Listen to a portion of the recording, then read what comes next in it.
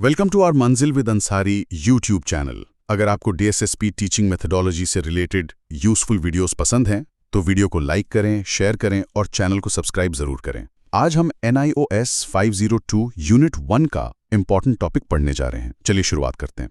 तो यूनिट 1 जो है वो पेडागोजी की नींव है। इसमें हम शिक्षण और अधिगम के टीचिंग लर्निंग के मुख्य उपागमों के बारे में पढ़ेंगे। जी, इसमें 3 मेन अप्रोचेस दिए गए हैं। हाँ, तो पहला उपागम है व्यवहार का रूपांतरण, बिहेवियर मॉडिफिकेशन। बिल्कुल, इसमें पूरा ध्यान व्यवहार में बदलाव लाने पर होता है। इसके जो मुख्य विचारक थे वो थे स्किनर, पावलोव और थॉर्नडाइक। अच्छा, और दूसरा उपागम? दूसरा है समस्या समाधान, या जिसे हम प्रॉब्लम सॉल्विंग कहते हैं। ये कॉग्निटिव अप्रोच पर आधारित है। संज्ञानात्मक उपागम? जी, इसमें मानसिक प्रक्रियाओं के जरिए दिमाग का इस्तेमाल करके समस्या को हल करना सिखाया जाता है। ठीक है, और तीसरा? तीसरा उपागम है अनुभवों का निर्माण, कंस्ट्रक्शन ऑफ एक्सपीरियंस। ये तो कंस्ट्रक्टिविज्म है ना, रचनावाद? बिल्कुल, इसमें ये माना जाता है कि बच्चे कोरा कागज नहीं होते, वो अपने अनुभवों से ज्ञान का निर्माण खुद करते हैं। चलिए, तो अब अधिगम की अवधारणा को थोड़ा और समझते हैं।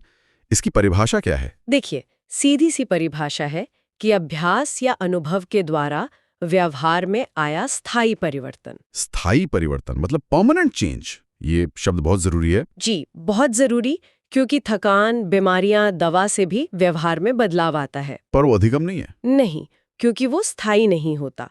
एक बार आप ठीक हो गए तो व्यवहार पहले जैसा हो जाता है। समझ गया। और अधिगम की विशेषताएं क्या हैं? पहली तो यही कि एक सतत प्रक्रिया है। Continuous process. जी, जो जीवन भर चलती है। Life long learning. ठीक है, और? दूसरा, ये लक्ष्य केंद्रित होता है, गोल ओरिएंटेड। हर सीखने के पीछे कोई न कोई लक्ष्य जरूर होता है। हाँ, ये तो है। फिर ये एक सक्रिय प्रक्रिया है, एक्टिव प्रोसेस। इसमें मानसिक और शारीरिक दोनों तरह की सक्रियता शामिल है। बिल्कुल। और आखिर में इसमें वातावरण के साथ अंतर्क्रिया होती है। हम अपने आसपास के माहौल से सीखते हैं। बहुत बढ़िया। अब उन कारकों पर आते हैं जो सीखने को प्रभावित करते हैं। पहला है परिपक्वता यानी मैच्योरिटी। जी, परिपक्वता का संबंध सीधा सीधा वंशानुक्रम से है, हेरिडिटी से। अच्छा, मतलब ये हमें विरासत में मिलती है? एक तरह से हाँ। ये वातावरण से स्वतंत्र होती है, समय के साथ अपने आप आती है। कोई उदाहरण? जैसे एक 2 साल का बच्चा क्रिकेट नहीं खेल सकता। नहीं खेल सकता। क्यों? क्योंकि शारीरिक रूप से उसके मसल्स और नर्वस सिस्टम अभी परिपक्व नहीं हुए हैं। ठीक है, तो परिपक्वता के बाद आता है तत्परता, रेडीनेस। जी, सीखने के लिए सिर्फ शारीरिक रूप से ही नहीं, बल्कि मानसिक और भावनात्मक रूप से तैयार होना भी बहुत जरूरी है। अगर बच्चा तैयार नहीं है तो हम उसे सिखा नहीं सकते। बिल्कुल नहीं। और तीसरा और सबसे महत्वपूर्ण कारक है अभिप्रेरणा, मोटिवेशन। हाँ, इसके बिना तो कुछ भी सीखना मुश्किल है। ये 2 तरह की होती है, एक आंतरिक और एक बाह्य। Internal and external. जी, आंतरिक अभिप्रेरणा वो है जब हम अपनी खुशी के लिए, अपनी रुचि के लिए कुछ सीखते हैं। और इसे ही सबसे अच्छी अभिप्रेरणा माना जाता है ना? बिल्कुल। और बाह्य अभिप्रेरणा होती है जब हम किसी इनाम के लिए या अच्छे नंबरों के लिए कुछ सीखते हैं। यहाँ एक बात MCQ के लिए बहुत जरूरी है। परिपक्वता सीमाएं निर्धारित करती है और अधिगम उस क्षमता को भरता है। बहुत सही। Maturation sets the limit, learning फिल्स the potential. चलिए आगे बढ़ते हैं। एक केस स्टडी दी गई है द न्यू एंट्रेंट जुम्पा की। ये क्या बताती है? ये केस स्टडी इस सोच को तोड़ती है कि बच्चा स्कूल में एक कोरी स्लेट की तरह आता है। Blank slate. जी, ये बताती है कि स्कूल आने से पहले ही बच्चा बहुत कुछ जानता है। जैसे कि? जैसे वो अपनी भावनाओं की अभिव्यक्ति करना जानता है, उसे गुस्सा आता है, खुशी होती है। हाँ, और वो काल का सही प्रयोग भी कर सकता है। उसे पता होता है कल क्या था और आज क्या है। बिल्कुल, वो खेल के नियमों का पालन करना जानता है, वो जिज्ञासु होता है, सवाल पूछता है। तो निष्कर्ष ये है कि बच्चा स्कूल आने से पहले भी ज्ञान का एक भंडार लेकर आता है। सही कहा। और बच्चे का बहुत सारा सीखना अनुकरण से होता है, इमिटेशन। जी, अनुकरण का मतलब है दूसरों के व्यवहार की नकल करना। और ये नकल हम मॉडल से सीखते हैं। हाँ, और मॉडल 2 तरह के होते हैं। एक होते हैं वास्तविक आदर्श, रियल मॉडल्स, जिनसे हमारा सीधा संपर्क होता है, जैसे माता पिता, शिक्षक। जी, और दूसरे होते हैं सांकेतिक आदर्श, सिंबॉलिक मॉडल्स। जिनसे हमारा सीधा संपर्क नहीं होता। हाँ, जैसे कोई ऐतिहासिक व्यक्ति, गांधी जी, या कोई फिल्म स्टार या क्रिकेटर। इसे देखा देखी सीखना या वाइकेरियस लर्निंग भी कहते हैं। बिल्कुल। और इस मॉडलिंग के 4 प्रभाव होते हैं। क्या क्या है वो? पहला है मॉडलिंग प्रभाव, मतलब किसी को देखकर कोई नया व्यवहार सीखना। ठीक है। दूसरा है दमनात्मक प्रभाव, इनहिबिटरी इफेक्ट। इसका क्या मतलब है? इसका मतलब है सजा के डर से किसी व्यवहार को दबा देना। जैसे बड़े भाई को किसी काम के लिए डांट पड़ी तो छोटा भाई वो काम करने से डरेगा। समझ गया।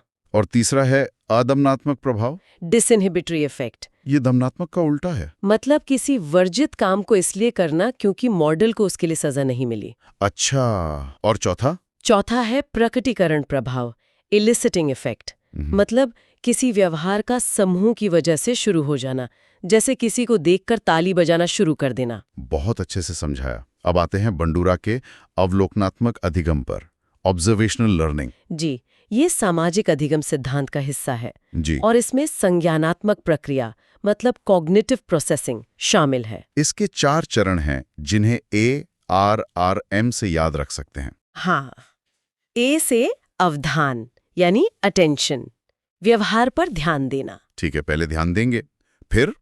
फिर आर से धारण यानी रिटेंशन, उस व्यवहार को अपनी मेमोरी में याद रखना। ध्यान दिया, याद रखा। अगला आर है उत्पादन, रिप्रोडक्शन, उस व्यवहार को खुद करके देखना, एक्शन। और आखिर में एम से अभिप्रेरणा, मोटिवेशन। अगर व्यवहार दोहराने पर इनाम मिलता है तो हम उसे बार बार करेंगे। चलिए अब बात करते हैं थॉर्नडाइक की प्रयत्न एवं त्रुटि की, ट्रायल एंड एरर। जी, थॉर्नडाइक ने 1913 में एक पहेली बॉक्स में भूखी बिल्ली पर प्रयोग किया था। और इस प्रयोग से उन्होंने सीखने के 3 मुख्य नियम दिए। जी, पहला है तत्परता का नियम, लॉ ऑफ रेडीनेस, मतलब सीखने की इच्छा होना। दूसरा है अभ्यास का नियम, लॉ ऑफ एक्सरसाइज। हाँ, इसके 2 भाग हैं, उपयोग और अनुपयोग, यूज एंड डिसयूज। अभ्यास करने से सीखना मजबूत होता है। और तीसरा, जो सबसे महत्वपूर्ण है, प्रभाव का नियम, लॉ ऑफ इफेक्ट। बिल्कुल, ये नियम कहता है कि अगर किसी काम का परिणाम संतोषजनक होता है तो हम उस काम को दोहराते हैं, और अगर परिणाम असंतोषजनक होता है तो हम उसे छोड़ देते हैं। सही। थॉर्नडाइक के बाद आते हैं पावलोव और उनकी क्लासिकल कंडीशनिंग। जी, इसे साहचर्य अधिगम या एसोसिएटिव लर्निंग भी कहते हैं। पावलोव ने कुत्ते और घंटी पर प्रयोग किया था। हाँ, ये बहुत मशहूर प्रयोग है। इसमें 3 चरण हैं। प्रयोग से पहले भोजन, जो कि एक यूसीएस है, उसे देखकर लार आना एक प्राकृतिक क्रिया है, नेचुरल रिस्पॉन्स। जी। फिर प्रयोग के दौरान घंटी को भोजन के साथ जोड़ा गया, और तब भी लार आई। हाँ, और प्रयोग के बाद सिर्फ घंटी की आवाज सुनकर ही लार आने लगी, जो कि एक सीखी हुई प्रतिक्रिया है, सीआर। अच्छा, तो ये एस टाइप कंडीशनिंग है जो स्टिमुलस पर केंद्रित है। ये आदत निर्माण को समझाता है। बिल्कुल। और इसके बाद आते हैं स्किनर अपनी ऑपरेंट कंडीशनिंग के साथ। यह आर टाइप कंडीशनिंग है जो रिस्पॉन्स पर केंद्रित है। सही। स्किनर ने चूहे और कबूतर पर प्रयोग किया और 2 मुख्य अवधारणाएं दी, पुनर्बलन और दंड। पुनर्बलन यानी रीइंफोर्समेंट, व्यवहार को बढ़ाता है। जी, और ये 2 तरह का है, सकारात्मक मतलब इनाम देना, और नकारात्मक पुनर्बलन का मतलब है किसी बुरी चीज को हटाना जिससे अच्छा व्यवहार बढ़े, जैसे शोर बंद करना। यहाँ ये समझना जरूरी है कि नकारात्मक पुनर्बलन दंड नहीं है। बिल्कुल नहीं। दंड यानी पनिशमेंट व्यवहार को घटाता है। और ऑपरेंट कंडीशनिंग का उपयोग अभिक्रमित अनुदेशन में होता है। जी, प्रोग्राम्ड लर्निंग में। चलिए अब बिहेवियरिज्म से आगे बढ़कर कॉग्निटिव डेवलपमेंट की बात करते हैं, और यहाँ पियाजे का नाम सबसे पहले आता है। जी, पियाजे ने विकास की 4 अवस्थाएं बताई हैं। पहली है सेंसरी मोटर, जन्म से 2 वर्ष। हाँ, इसमें बच्चे की इंद्रियां ही उसकी शिक्षक होती हैं और इसी स्टेज में वस्तु स्थायित्व, ऑब्जेक्ट परमानेंस का गुण आता है। दूसरी है प्री ऑपरेशनल, 2 से 7 वर्ष। इसमें बच्चा आत्म केंद्रित होता है। जी, ईगोसेंट्रिज्म और संरक्षण यानी कंजर्वेशन का अभाव होता है।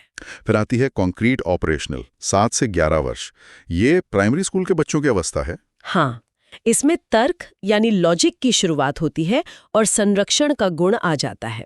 और आखिरी है फॉर्मल ऑपरेशनल, 11 वर्ष और उससे अधिक। इसमें अमूर्त चिंतन, एब्स्ट्रैक्ट थिंकिंग और परिकल्पनात्मक तर्क विकसित होता है। पियाजे के बाद आते हैं वाइगोत्स्की अपने सामाजिक सांस्कृतिक सिद्धांत के साथ। वाइगोत्स्की के अनुसार सामाजिक संपर्क, संस्कृति और भाषा ये तीनों मिलकर विकास करते हैं। उन्होंने भाषण के 3 प्रकार बताए। जी, पहला सोशल स्पीच, मतलब दूसरों से बातचीत। दूसरा प्राइवेट स्पीच, जो 3 से 7 साल के बच्चे करते हैं, खुद से बोल बोलकर। और ये बहुत महत्वपूर्ण है, बच्चा खुद से बोलकर अपने कार्यों को दिशा देता है। इसे आत्मनिर्देशन कहते हैं।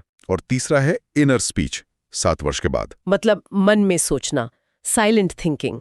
वाइगोत्स्की ने ZPD और स्कैफोल्डिंग की अवधारणाएं भी दी हैं। जी, पियाजे और वाइगोत्स्की में मुख्य अंतर यही है कि पियाजे के लिए उम्र पहले आती है, वाइगोत्स्की के लिए समाज पहले आता है। आखिर में यूनिट बात करती है समस्या समाधान और खोज अधिगम की। हाँ, समस्या समाधान के कुछ चरण होते हैं, जैसे समस्या की पहचान करना, विश्लेषण करना, परिकल्पना बनाना और फिर जांच करना। और खोज अधिगम, डिस्कवरी लर्निंग, ये ब्रूनर ने दिया। जी, ये आगमनात्मक चिंतन पर आधारित है, मतलब उदाहरण से नियम की ओर जाना। इसमें शिक्षक की भूमिका एक सुविधादाता की होती है। बिल्कुल, एक फैसिलिटेटर की। ये था NIOS 502 यूनिट 1 का कंप्लीट एक्सप्लेनेशन। अगर वीडियो हेल्पफुल लगी हो तो लाइक और शेयर जरूर करें। नेक्स्ट क्लास में मिलते हैं।